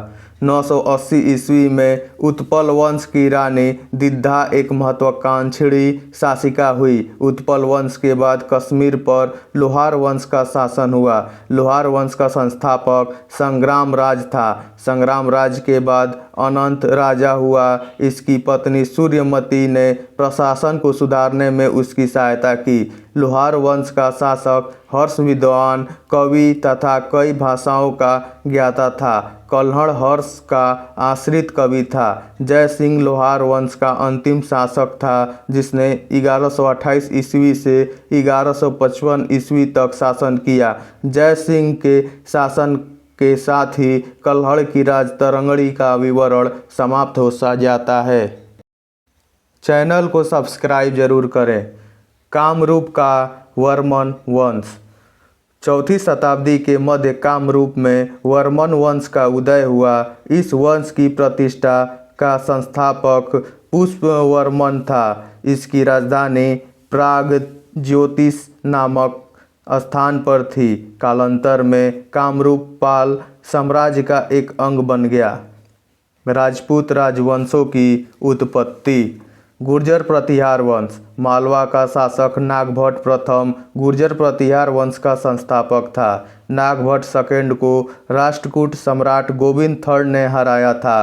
प्रतिहार वंश का सर्वाधिक शक्तिशाली एवं प्रतापी राजा मिहिर भोज था। मिहिर भोज ने अपनी राजधानी कन्नौज में बनाई थी। वह विष्णु भक्त था। उसने विष्णु के सम्मान में आदि वराह की उपाधि ग्रहण की। राजशेखर प्रतिहार शासक महेंद्रपाल के दरबार में रहते थे। इस वंश का अंतिम राजा यशपाल 1036 ईस्वी था। दिल्ली नगर की स्थापना तोमर नरेश अनंगपाल ने 11वीं सदी के मध्य में की। गढ़वाल राठौर राजवंश। गढ़वाल वंश का संस्थापक चंद्रदेव था। इसकी राजधानी वाराणसी काशी थी। इस वंश का सर्वाधिक शक्तिशाली राजा गोविंद चंद्र था। इसका मंत्री लक्ष्मीधर शास्त्रों का प्रकांड पंडित था जिसने कृत्य कल्पतरु नामक ग्रंथ लिखा था। गोविंद चंद्र की एक रानी कुमार देवी ने सारनाथ में धर्मचक्र जिन बिहार बनवाई। पृथ्वीराज थर्ड ने स्वयंवर से जयचंद्र की पुत्री संयोगिता का अपहरण कर लिया। इस वंश का अंतिम शासक जयचंद्र था जिसे गोरी ने 1194 ईस्वी के चंद्रावर युद्ध में मार डाला। चाहमान या चौहान वंश। चौहान वंश का संस्थापक वासुदेव था। इस वंश की प्रारंभिक राजधानी अहिच्छत्र थी। बाद में अजय राजद्वितीय ने अजमेर नगर की स्थापना की और उसे राजधानी बनाया। इस वंश का सबसे शक्तिशाली शासक अरुणोराज के पुत्र विग्रहराज चतुर्थ विशलदेव 1153 से 1163 ईस्वी हुआ जिसने हरिकेली नामक संस्कृत नाटक की रचना की। सोमदेव विग्रहराज चौथे के राजकवि थे। इन्होंने ललित विग्रहराज नामक नाटक लिखा। 2.5 दिन का झोपड़ा नामक मस्जिद शुरू में विग्रहराज फोर्थ द्वारा निर्मित एक विद्यालय था। पृथ्वीराज तृतीय इस वंश का अंतिम शासक था। चंद्रवरदाई पृथ्वीराज तृतीय का राजकवि था जिसकी रचना पृथ्वीराज रासो है। रणथंभौर के जैन मंदिर का शिखर पृथ्वीराज तृतीय ने बनवाया था। तराइन का प्रथम युद्ध 1191 ईस्वी में हुआ जिसमें पृथ्वीराज तृतीय की विजय एवं गौरी की हार हुई। तराइन के द्वितीय युद्ध 1192 ईस्वी में हुआ जिसमें गौरी की विजय एवं पृथ्वीराज तृतीय की हार हुई। परमार वंश। परमार वंश का संस्थापक उपेंद्र राज था। इसकी राजधानी धारा नगरी थी। प्राचीन राजधानी उज्जैन। परमार वंश का सर्वाधिक शक्तिशाली राजा राजभोज था। राजा भोज ने भोपाल के दक्षिण में भोजपुर नामक झील का निर्माण करवाया। नैषधीय चरित्र के लेखक श्री हर्ष एवं प्रबंध चिंतामणि के लेखक मेरुतुंग थे। राजा भोज ने चिकित्सा, गणित एवं व्याकरण पर अनेक ग्रंथ लिखे। भोजकृत युक्ति कल्पतरु में वास्तुशास्त्र के साथ साथ विविध वैज्ञानिक यंत्रों व उनके उपयोग का उल्लेख है। साडंग चरित्र के रचयिता पद्मगुप्त, 10 रूपक के रचयिता धनंजय, धनिक हलायुध एवं अमित गति जैसे विद्वान वाक्यपति मंजू के दरबार में रहते थे। कविराज की उपाधि से विभूषित शासक था राजा भोज। भोज ने अपनी राजधानी में सरस्वती मंदिर का निर्माण करवाया था। इस मंदिर के परिसर में संस्कृत विद्यालय भी खोला गया था। राजा भोज के शासनकाल में धारा नगरी विद्या एवं विद्वानों का प्रमुख केंद्र थी। भोज के चित्तौड़ में त्रिभुवन नारायण मंदिर का निर्माण करवाया। भोजपुर नगर की स्थापना राजा भोज ने की थी। पर राम वंश के बाद तोमर वंश का, उसके बाद चाहमान वंश का और अंततः 1297 ईस्वी में अलाउद्दीन खिलजी के सेनापति नसरत खां और उलुग खां ने मालवा पर अधिकार कर लिया। चंदेल वंश। प्रतिहार साम्राज्य के पतन के बाद बुंदेलखंड की भूमि पर चंदेल वंश का स्वतंत्र राजनीतिक इतिहास प्रारंभ हुआ। बुंदेलखंड का प्राचीन नाम जेजाक भुक्ती है। चंदेल वंश का संस्थापक है नन्नुक, 831 ईस्वी। इसकी राजधानी खजुराहो थी। प्रारंभ में इसकी राजधानी कालिंजर महोबा थी।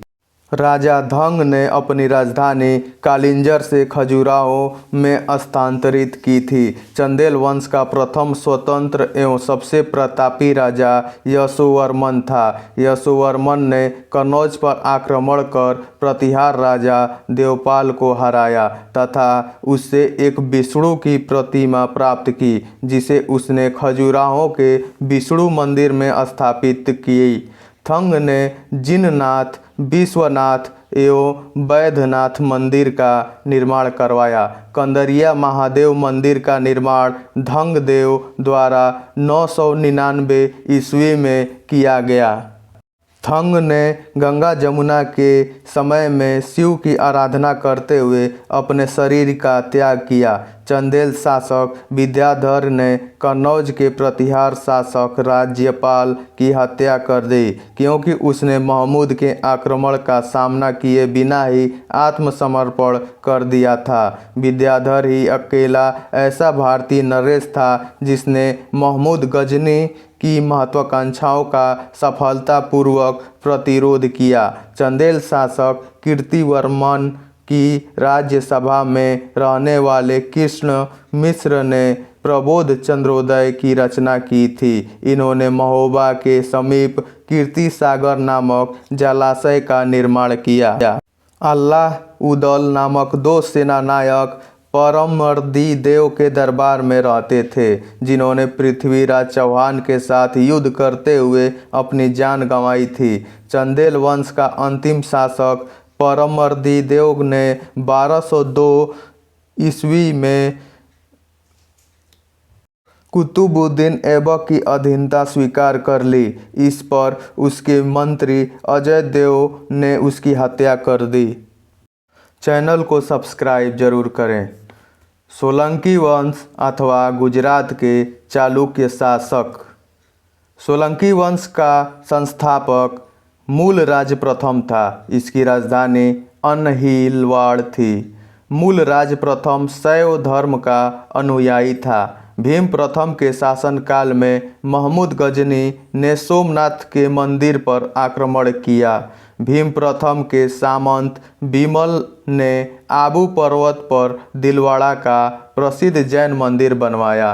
सोलंकी वंश का प्रथम शक्तिशाली शासक जय सिंह सिद्धराज था। प्रसिद्ध जैन विद्वान हेमचंद्र जय सिंह सिद्धराज के दरबार में था। माउंट आबू पर्वत राजस्थान पर एक मंडप बनाकर जय सिंह सिद्धराज ने अपने 7 पूर्वजों की गजारोही मूर्तियों की स्थापना की। मोढरा के सूर्य मंदिर का निर्माण सोलंकी राजाओं के शासनकाल में हुआ था। सिद्धपुर में रुद्र महाकाल के मंदिर का निर्माण जय सिंह सिद्धराज ने किया था। सोलंकी शासक कुमारपाल जैन मतानुयायी था। वह जैन धर्म के अंतिम राजकीय प्रवर्तक के रूप में प्रसिद्ध है। सोलंकी वंश का अंतिम शासक भीमद्वितीय था।